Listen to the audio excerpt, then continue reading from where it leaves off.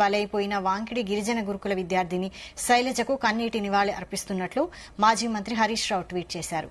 విద్యార్థిని ప్రాణాలు బలి తీసుకున్న పాపం ఈ దుర్మార్గపు కాంగ్రెస్ ప్రభుత్వాన్ని వెంటాడుతుందన్నారు. 25 రోజులుగా విద్యార్థిని వెంటిలేటర్ మీద అనుభవించిన నరకానికి ప్రభుత్వమే జవాబుదారీ అన్నారు హరీష్ రావు.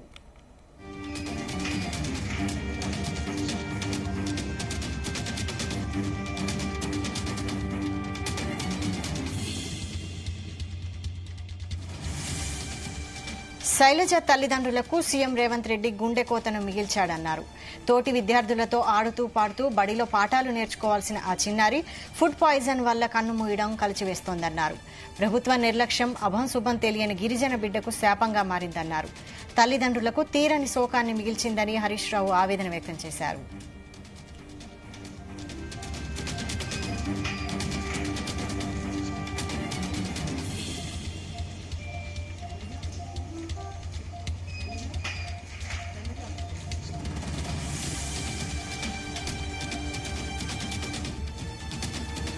వాంకిడి గురుకులంలో నాణ్యత లేని భోజనం పెట్టడం పాపం కాగా అస్వస్థతకు గురైన విద్యార్థులకు సకాలంలో మెరుగైన చికిత్స అందించకపోవడం మరొక పాపం అన్నారు. అడుగడుగునా ప్రభుత్వ నిర్లక్ష్యం, అధికారుల అలసత్వం విద్యార్థిని ప్రాణాల మీదకు తెచ్చింది. నిమ్స్ ఆసుపత్రిలో బిడ్డను పట్టుకుని అక్కడే ఉన్న ఆ తల్లిదండ్రులకు భరోసా ఇవ్వడంలోనూ కాంగ్రెస్ సర్కార్ పూర్తి వైఫల్యం చెందింది. చివరకు ఆ అమ్మాయి చావును కూడా దాచిపెట్టాలనే ఉద్దేశంతో దొంగచాటున మృతదేహాన్ని తరలిస్తుండడం సిగ్గుచేటు. గిరిజన విద్యార్థిని కుటుంబానికి బాధ్యత వహించి 50 లక్షలు ఎక్స్ గ్రేషియా ఇవ్వాలని ప్రభుత్వాన్ని డిమాండ్ చేశారు హరీష్ రావు.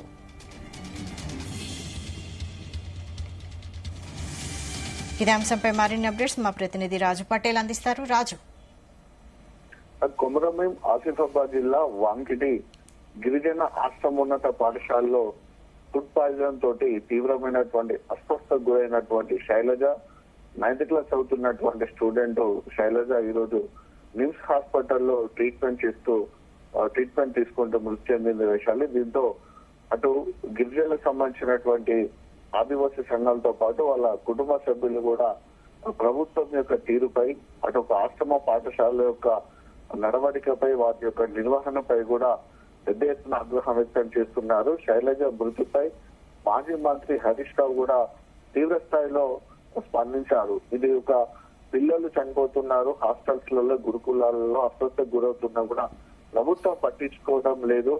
ఆ స్టూడెంట్ శైలజ మృతి ప్రభుత్వ హత్యగా చూస్తున్నామని కూడా మంత్రి హర్షతో పాటు ఆదివాసీ సంఘాలు కూడా చాలా తీవ్రమైనటువంటి ఆగ్రహం వ్యక్తం చేశాయి. అక్టోబర్ 30వ తారీఖు వాంకిటి గిరిజన ఆశ్రమ ఉన్నత పాఠశాలలో దాదాపు 60 మంది విద్యార్థులు ఫుడ్ పాయిజన్ తోటి తీవ్రమైన అస్వస్థకు గురయ్యారు. అందులో 3 హైదరాబాద్ గాంధీ హాస్పిటల్ కి మొదట పంపించారు, తర్వాత వారిని నిమ్స్ హాస్పిటల్ పంపించారు.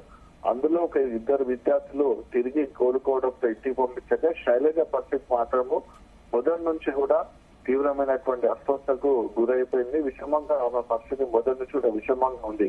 ఫుడ్ పాయిజన్ తోటి ఇంటర్నల్ గా ఇన్ఫెక్షన్ రావడము, ఆర్గాన్స్ కూడా సరిగా పనిచేయకపోవడంతో నిమ్స్ హాస్పిటల్లో వెంటిలేటర్ పై ఉంచి గత 27 రోజులుగా ఆమెకు ట్రీట్మెంట్ అందిస్తున్నారు. సో మంత్రి సీతక్క ఉమ్మడి ఆదిలాబాద్ జిల్లా ఇన్ఛార్జ్ కాబట్టి ఆమె కూడా ప్రత్యేకంగా శైలజ హెల్త్ విషయంలో, శైలజ ట్రీట్మెంట్ విషయంలో ప్రత్యేకమైనటువంటి ఆదేశాలు జారీ చేసి వెంటిలేటర్ పై కూడా నిమ్స్ డాక్టర్లు ఉన్నటువంటి ఉన్నత స్థాయి డాక్టర్ల బృందంతో కూడా ట్రీట్మెంట్ అందించింది ప్రభుత్వం. సో ఈ ఘటన నేపథ్యంలో మిగతా అటు ప్రతిపక్ష పార్టీలకు సంబంధించిన వ్యక్తులు కూడా, నాయకులు కూడా పెద్ద ఎత్తున స్పందించారు.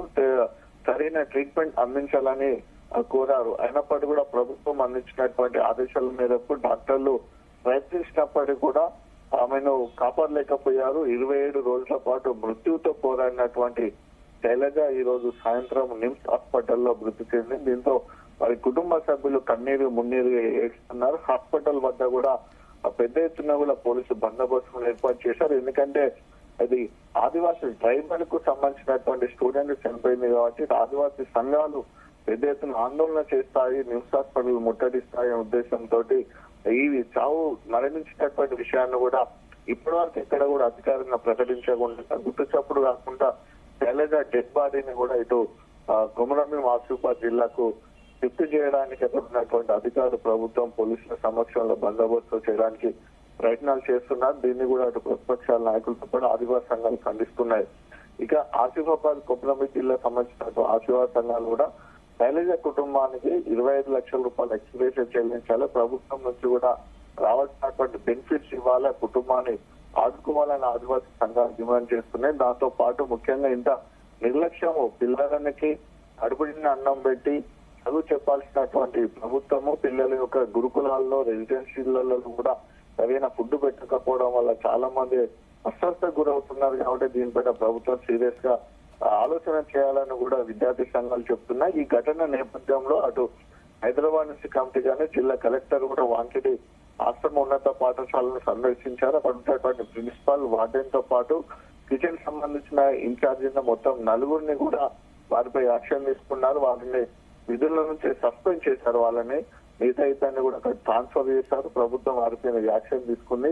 అయినప్పటికీ కూడా అధికారులు మాత్రం చలన ఉండడం లేదు. ఆశ్రమ పాఠశాల నిర్వహణ చాలా కండిషన్ గా లేదు, చాలా నీట్ గా కూడా ఉండడం లేదు. పిల్లలకి ఇప్పటి కూడా సరైన ఫుడ్ పెట్టదు అంటున్నారు. సో ఒకవేళ కనుక ఇప్పుడు ఈ రోజు నైట్ శైలజ డెడ్ బాడీని వాళ్ళ స్వగ్రామానికి షిఫ్ట్ చేస్తున్నారు. రేపు కొమరంభీం ఆసిఫాబాద్ జిల్లా వ్యాప్తంగా కూడా ఉట్నూరు ఐటీడీఏ డివిజన్ లో ఉన్నటువంటి ఏరియాలో కూడా ఆదివాసీ సంఘాలు అటు విద్యార్థి సంఘాలు కూడా పెద్ద ఎత్తున ఆందోళనకు పిలుపునిచ్చిన విషయం.